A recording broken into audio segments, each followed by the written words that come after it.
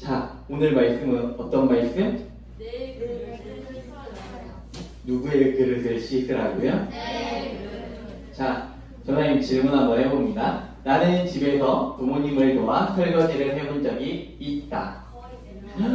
오, 그렇다. 진수야, 너 진짜 했어? 알았어. 진수야, 설거지를 하니까 어땠어요? 자, 나는 어제 설거지를 해봤다. 자, 우리 선생님들 설거지를 하면 어떤가요? 조금씩만 먹으셨으면 좋겠어요. 네. 하고 나면 시원해요. 네. 다 같은 마음일 거예요. 전사님도 집에서 설거지를 할까요? 안 할까요? 안 하면 누가 해요? 전도사님 지금? 전도사님도 집에서 밥을 먹으면 설거지를 해요. 근데 그릇이 많이 나오는 게 싫어서 찌개를 끓인 냄비에 그대로 먹고 그대로 치우기도 해요. 전도사님이 밥을 먹으면 이제 찌개를 먹었던 그릇도 나올 거고, 밥을 담았던 밥공기도 나올 거고, 반찬을 담았던 반찬 그릇도 나오겠죠. 안 했다면 안 했어요. 전도사님이 냄새가 나요. 일단 그래요. 자, 이제 점심이 지나고 저녁이 되었어요. 전도사님 밥을 먹으려고 해요. 그릇이 있어요? 없어요? 없어요. 그럼 어떻게 해야 돼요? 씻어야 돼요. 먹었던 그릇들을 씻어야 돼요. 그런데 그때 가서 씻으려고 하니까 씻겨요? 안 씻겨요? 우리 친구들 어떻게 알아요? 엄마들이 다 해주시는 것 같은데. 자, 전도사님이 설거지를 밀어놨다가 정효가 설거지를 하려고 보니까 안 닦이는 거예요. 기름기가 묻은 것은 미끌미끌 거리기만 하지 하나도 안 닦여요. 그래서 알았어. 그래서 전사님이 뜨거운 물도 붓고 열심히 설거지를 마치니까 원래 먹으려고 했던 시간보다 정확히 먹어요? 늦게 먹어요? 늦게 먹어요. 전도사님이 미리 준비하지 않았더니 전도사님이 먹으려던 시간보다 늦게 먹게 돼요. 전도사님이 설거지를 하면서 한 가지 깨달았던 것이 있어요. 내가 필요한 상황에 준비되지 않았다면 나는 쓰일 수 있을까요? 없을까요? 전도사님이 그릇을 필요할 때 쓰려고 보니까 미리 설거지를 안 해놨더니 쓸 수가 있어요? 없어요? 없어요. 이것을 쓰기 위해 준비를 하니까 시간이 늦어져요? 빨라져요? 늦어져요. 전도사님이 오늘 우리 친구들과 함께 읽은 말씀은 어디예요? 예로 10달란트 주세요. 디모데후서 2장 20절에서 21절 말씀인데, 이 디모데후서는 사도 바울이 믿음 가운데 나았다는 디모데에게 쓴 편지래요. 디모데를 사랑했던 바울은 디모데에게 이렇게 살았으면 좋겠다라고 편지를 써요. 그러면서 디모데를 향해서 믿음의 선한 싸움을 싸우라고 당부해요. 오늘 함께 읽은 20절에서 21절 말씀 우리 성경책 지금 다 펴놨죠? 한 목소리로 다시 한번 읽어볼까요? 준비됐나요? 시작! 큰 집에는 금그릇과 은그릇뿐 아니라 나무 그릇과 질그릇도 있어 귀하게 쓰는 것도 있고 천하게 쓰는 것도 있나니, 그러므로 누구든지 이런 것에서 자기를 깨끗하게 하면 귀히 쓰는 그릇이 되어 거룩하고 주인의 쓰심에 합당하며 모든 선한 일에 준비함이 되리라. 아멘. 우리 집에 많은 그릇들이 있는데 그 그릇들은 주인의 필요에 따라서 상황에 맞게 사용된다는 것이에요. 전도사님이 아무리 좋은 금그릇이 있을지라도 그 금그릇의 폭이, 높이가 일반 과일 깎는 접시만 높이면 거기에 국을 담을 수 있어요? 없어요? 없어요. 우리가 봤을 때에는 흠집이 나고 못생긴 그릇이지만 높이가 높으면은 그 그릇에 국을 담을 수 있어요? 없어요?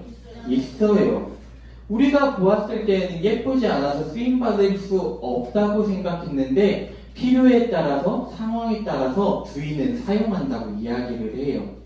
그렇듯이 이처럼 많은 그릇들은 자신의 모양에 맞게 상황에 맞게 주인의 필요에 따라 사용된다는 것입니다.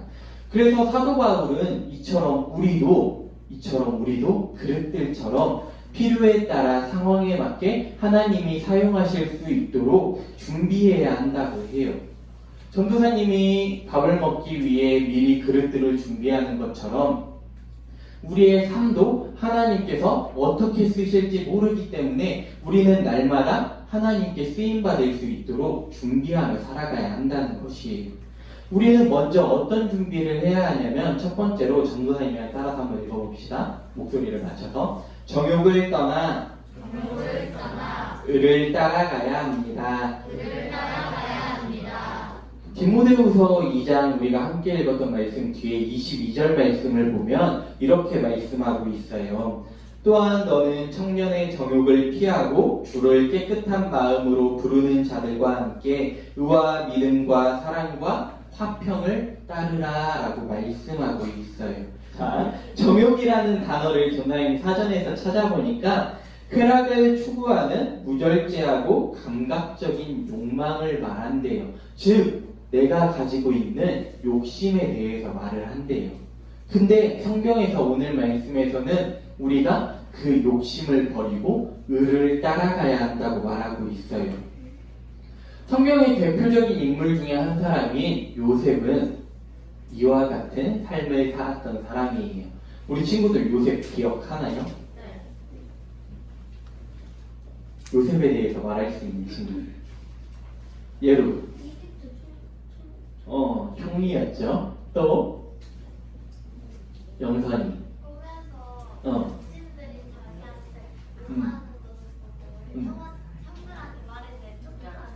쫓겨났어요. 준서. 형들한테 요셉이 상인들한테 돈을 주고 팔려나갔어요. 자, 요셉이 팔려갔어요. 그래요, 맞아요. 노예로 팔려갔어요. 어디 집으로 팔려갔어요? 보디발의 집에 팔려갔어요. 그런데 보디발의 아내는 요셉을 유혹해요. 창세기 39장 7절 말씀에서 그 후에 그의 주인의 아내가 요셉에게 눈짓하다가 동침하기를 원하니 보디발의 아내는 누구랑 결혼했어요?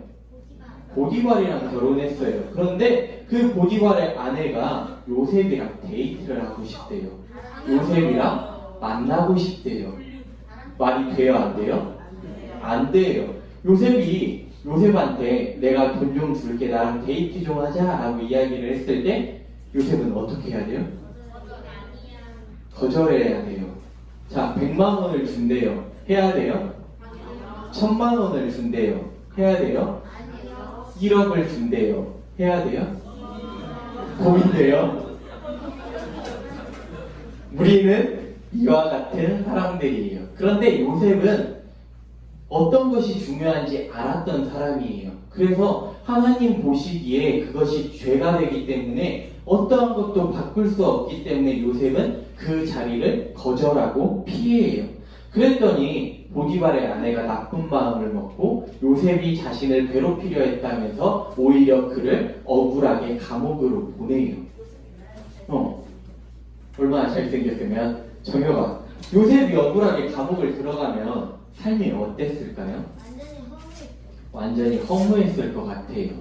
그런데 전우사님도 그런 생각을 했어요. 내가 잘못한 것도 아니고 내가 억울하게 당했는데 그렇게 감옥을 간다면은 참 마음이 안 좋았을 것 같아요. 그런데 창세기 39장 23절에서는 이렇게 말을 하고 있어요. 간수장은 그의 손에 맡긴 것을 무엇이든지 살펴보지 아니하였으니 이는 여호와께서 요셉과 함께 하심이라. 여호와께서 그를 범사에 형통하게 하셨느니라. 우리가 봤을 때는 죄를 떠나고 죄를 피했던 요셉이 억울하게 누명을 쓰고 오히려 참으로 안타까운 상황에 처해 있다고 보았는데 하나님께서는 그 자리 가운데 요셉과 함께 하셨대요? 함께 하지 않으셨대요? 함께 하셨대요. 오히려 그의 삶을 형통하게 하셨대요. 편안하고 안전하고 하나님께서 날마다 함께 하셨대요. 우리 친구들, 우리가 살아가면서 욕심과 하나님의 뜻과 어떤 것을 택해야 할지 모를 때가 참 많은 것 같아요. 오늘 아침에 나올 때 당연하게 교회에 나와야지라고 생각하고 나왔어요? 아니면은 조금만 더 자고 싶다. 오늘은 엄마 아빠랑 재밌는 데 놀러 가고 싶다. 오늘은 맛있는 것 좀 먹으러 갔으면 좋겠다. 라는 생각을 했어요. 그럼 더 쉽게, 전사님이랑 요즘 유튜브로 말씀을 읽고 있는데 그 10분보다 차라리 유튜브 한 편 더 보고 싶다. 고민이 말씀을 보는 유튜브보다 우리가 재밌게 보는 다른 유튜브를 한 편 더 보고 싶다. 고민이 돼요? 안 돼요? 감사하네요, 우리 친구들. 우리가 살면서 우리의 욕심이 아니라 하나님께서 기뻐하시는 것, 하나님께서 어떠한 뜻을 원하시는지 우리가 알면서 준비하며 살아갈 수 있기를 바라요. 우리 두 번째로 같이 따라해 봅시다. 다툼을 피하고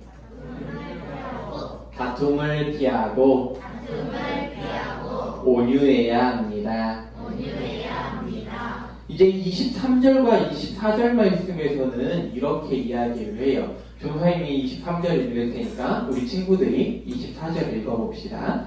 어리석고 무식한 변론을 버리라. 이에서 다툼이 나는 줄 알미라. 주의 종은 마땅히 다투지 아니하고 모든 사람에 대하여 온유하며 가르치기를 잘하며 참으며. 아멘. 오늘 말씀에서 말하고 있는 어리석고 무식한 변론이라는 것은 어떠한 것이냐면은 당시 에베소에 있는 이단들과 싸우지 말라는 것입니다. 이단들의 거짓 가르침과 가까이 하는 것이 아니라 그들을 피함으로써 우리의 믿음을 지키라고 말하고 있어요. 우리 달을 이에 끝 단을 쓴대요. 뭐가 다르대요? 끝이 다르대요. 그들은 하나님의 말씀이 성경을 가르치는 것처럼 하지만 결국에는 하나님의 말씀을 전해요, 안 전해요? 안 전해요. 그러면은 그들은 하나님의 길을 가는 것처럼 보이지만 하나님의 길을 가고 있어요, 안 가고 있어요? 안 가고 있어요. 우리 친구들, 우리는 어디에 소망을 두고 살아가요? 천국에 소망을 두고 살아가요. 그렇지만 그들은 천국을 소망한다고 해서 들어갈 수 있어요, 없어요? 없어요. 왜냐하면 끝이 다르기 때문이에요. 바울은 그렇기 때문에 이단들을 가까이 하는 것이 아니라 이단들을 피하라고 말하고 있어요. 이단은 하나님께서 세우신 사람들이 아니기 때문에 그들과 굳이 말다툼할 필요가 없다고 말을 해요. 그러면서 바울은 이렇게 권면을 해요. 이단들을 피하고 너희가 온유한 삶을 살아가라고 이야기를 해요. 전도사님이 온유라는 단어를 사전에서 찾아보니까 이렇게 말하고 있어요. 마음이 부드럽고 행동이 친절해야 한다라는 뜻인데 이것이 바로 주의 종이고 하나님의 자녀들이 가져야 할 성품이라고 해요. 나는 온유하다고 생각하는 사람 손? 아무도 주의 종 하나님의 자녀가 아닌가요? 우리 형한 선생님이 마음이 부드럽고 착하고 친절하다고 해요. 앞으로 부탁할 일 있으면 형한 선생님한테 부탁을 하면은 들어주시겠죠? 자, 우리가 조금 전에 어떠한 사람을 살펴봤어요? 글쎄 까먹었죠? 요셉에 대해서 살펴봤죠. 요셉은 하나님께서 날마다 함께 하신다는 생각을 했던 사람이 아니에요? 했어요. 그렇기 때문에 죄를 멀리 했어요? 아니면은 죄가 와도 몰랐어요? 죄를 멀리 했어요. 그 사람은 죄가 어떤 것인지 알았기 때문에 죄가 올 때마다 죄를 멀리 했어요. 사도 바울은 우리가 하나님께 쓰임받기 위해서는 바로 이러한 온유한 성품을 가져야 한다고 얘기를 해요. 우리가 사람들과 다투는 것이 아니라 우리가 모든 사람에게 평원 선생님처럼 부드럽고 친절한 마음으로 사람들을 대하라는 것이에요. 그때 하나님께서는 우리가 준비된 그릇이라고 말씀하신대요. 우리 친구들, 내 마음은 어때요? 온유한 것 같아요? 내 욕심이 많은 것 같아요? 전도사님은 고민해보니까 전도사님의 욕심이 많을 때가 참 많은 것 같아요. 그런데 하나님께서 전도사님을 쓰려고 봤을 때 전도사님 마음 가운데 욕심이 있다면 하나님께서 사용하실 수 있을까요? 전도사님 마음 가운데 죄가 가득하다면 하나님께서 쓰실 수 있을까요? 아니에요. 우리가 그릇을 사용하기 위해서는 깨끗이 씻고 닦아야 하는 것처럼 우리의 마음도 죄에서 깨끗하게 하고 우리의 마음이 욕심을 버리고 하나님의 온유한 성품을 담아야 한다는 것이에요.